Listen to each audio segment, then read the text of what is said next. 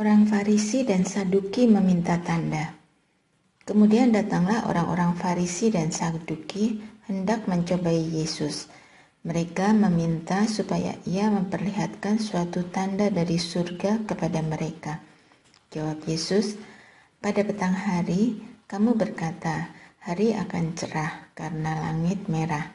Dan pada pagi hari kamu berkata, hari ini cuaca buruk karena langit merah dan redup. Rupa langit kamu tahu membedakannya, tetapi tanda-tanda zaman kamu tidak mampu. Generasi yang jahat dan yang tidak setia ini menuntut suatu tanda. Tetapi kepada mereka tidak akan diberikan tanda selain tanda Yunus." Lalu Yesus meninggalkan mereka dan pergi. Tentang ragi orang Farisi dan Saduki. Pada waktu murid-murid Yesus menyeberang danau, mereka lupa membawa roti. Yesus berkata kepada mereka, "Hati-hati dan waspadalah terhadap ragi orang Farisi dan Saduki." Mereka memperdebatkannya di antara mereka dan berkata, "Hal itu dikatakannya karena kita tidak membawa roti." Ketika Yesus mengetahui hal itu, ia berkata, "Hai orang-orang yang kurang percaya, mengapa kamu memperdebatkan di antara kamu bahwa hal itu kukatakan karena kamu tidak mempunyai roti? Belum jugakah kamu mengerti? Tidakkah kamu ingat lagi akan 5 roti untuk 5.000 orang itu, dan berapa bagu roti kamu kumpulkan kemudian? Atau akan 7 roti untuk 4.000 orang itu, dan berapa bakul kamu kumpulkan? Bagaimana mungkin kamu tidak mengerti bahwa aku berkata-kata kepadamu bukan tentang roti? Waspadalah terhadap ragi orang Farisi dan Saduki." Ketika itu, barulah mereka mengerti bahwa ia berbicara bukan supaya mereka waspada terhadap ragi roti, melainkan terhadap ajaran orang Farisi dan Saduki. Pengakuan Petrus. Setelah Yesus tiba di daerah Kaisarea Filipi, ia bertanya kepada murid-muridnya, kata orang, "Siapakah anak manusia itu?" Jawab mereka, "Ada yang mengatakan Yohanes Pembaptis, yang lain mengatakan Elia, dan yang lain lagi mengatakan Yeremia atau salah seorang dari para nabi." Lalu Yesus bertanya kepada mereka, "Menurut kamu, siapakah aku ini?" Jawab Simon Petrus, "Engkau adalah Mesias, anak Allah yang hidup." Kata Yesus kepadanya, "Berbahagialah engkau Simon, anak Yunus, sebab bukan manusia yang menyatakan itu kepadamu, melainkan Bapa-Ku yang di surga. Aku pun berkata kepadamu, engkau adalah Petrus, dan di atas batu karang ini aku akan mendirikan gerejaku, dan alam maut tidak akan menguasainya. Kepadamu akan kuberikan kunci kerajaan surga. Apapun yang kau ikat di bumi akan terikat di surga, dan apapun yang kau lepaskan di bumi akan terlepas di surga." Lalu Yesus memerintahkan murid-muridnya supaya tidak memberitahukan kepada siapapun bahwa ia Mesias. Pemberitahuan pertama tentang penderitaan Yesus dan syarat-syarat mengikut Dia. Sejak itu, Yesus mulai menyatakan kepada murid-muridnya bahwa ia harus pergi ke Yerusalem dan menanggung banyak penderitaan dari pihak tua-tua, imam-imam kepala, dan ahli-ahli Taurat, lalu dibunuh dan dibangkitkan pada hari ketiga. Petrus menarik Yesus ke samping dan mulai menegur dia, "Tuhan, kiranya Allah menjauhkan hal itu. Hal itu sekali-kali tidak akan menimpa engkau." Yesus berpaling dan berkata kepada Petrus, "Enyahlah iblis, engkau suatu batu sandungan bagiku, sebab engkau bukan memikirkan apa yang dipikirkan Allah, melainkan apa yang dipikirkan manusia." Lalu Yesus berkata kepada murid-muridnya, "Jika seseorang mau menjadi pengikutku, ia harus menyangkal dirinya, memikul salibnya, dan mengikut aku. Sebab siapa yang mau menyelamatkan nyawanya, ia akan kehilangan nyawanya. Siapa yang kehilangan nyawanya karena aku, ia akan memperolehnya. Apa gunanya seseorang memperoleh seluruh dunia tetapi kehilangan nyawanya? Apakah yang dapat diberikannya sebagai ganti nyawanya? Sebab Anak manusia akan datang dalam kemuliaan Bapanya bersama dengan malaikat-malaikatnya. Pada waktu itu, ia akan membalas setiap orang menurut perbuatannya. Sesungguhnya, aku berkata kepadamu, di antara orang yang hadir di sini ada yang tidak akan mengalami kematian sebelum mereka melihat Anak Manusia datang sebagai Raja. Yesus memberi makan 4.000 orang.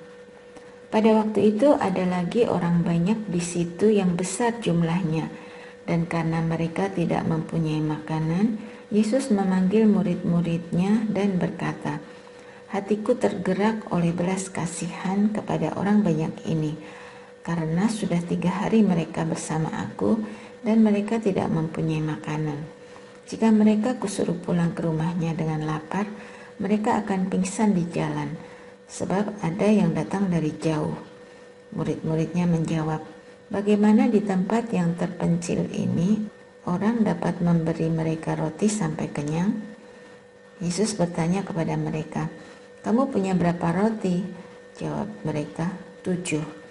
Lalu ia menyuruh orang banyak itu duduk di tanah. Ia mengambil ke-7 roti itu, mengucap syukur, memecah-mecahkannya, dan memberikannya kepada murid-muridnya, supaya mereka menyajikannya. Dan mereka pun menyajikannya kepada orang banyak. Mereka juga mempunyai beberapa ikan kecil, dan sesudah mengucap syukur atasnya, ia menyuruh menyajikannya pula. Mereka makan sampai kenyang. Lalu potongan-potongan roti yang lebih dikumpulkan, sebanyak 7 bakul. Jumlah mereka kira-kira 4.000 orang. Lalu Yesus menyuruh mereka pulang. Ia segera naik ke perahu bersama murid-muridnya dan pergi ke daerah Dalmanuta. Orang Farisi meminta tanda. Kemudian muncullah orang-orang Farisi dan mulai berdebat dengan Yesus. Untuk mencobai dia, mereka meminta dari dia suatu tanda dari surga.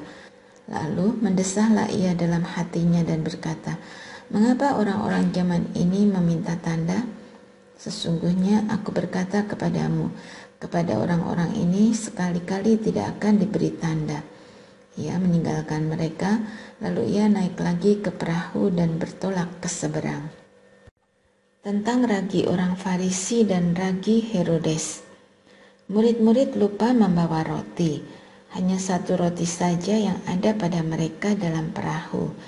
Lalu Yesus memperingatkan mereka, "Hati-hati dan waspadalah terhadap ragi orang Farisi dan ragi Herodes." Mereka pun memperdebatkan di antara mereka bahwa hal itu dikatakannya karena mereka tidak mempunyai roti. Ketika Yesus mengetahui hal itu, ia berkata, "Mengapa kamu memperdebatkan bahwa hal itu kukatakan karena kamu tidak mempunyai roti? Belum jugakah kamu paham dan mengerti? Masih degilkah hatimu? Kamu mempunyai mata, tidakkah kamu melihat? Dan kamu mempunyai telinga, tidakkah kamu mendengar? Tidakkah kamu ingat lagi pada waktu aku memecah-mecahkan 5 roti untuk 5.000 orang itu? Berapa bakul penuh potongan-potongan roti kamu kumpulkan?" Jawab mereka, 12 bakul. Pada waktu 7 roti untuk 4.000 orang itu, berapa bakul penuh potongan-potongan roti kamu kumpulkan? Jawab mereka, 7 bakul. Lalu katanya kepada mereka, "Belum mengertikah kamu?"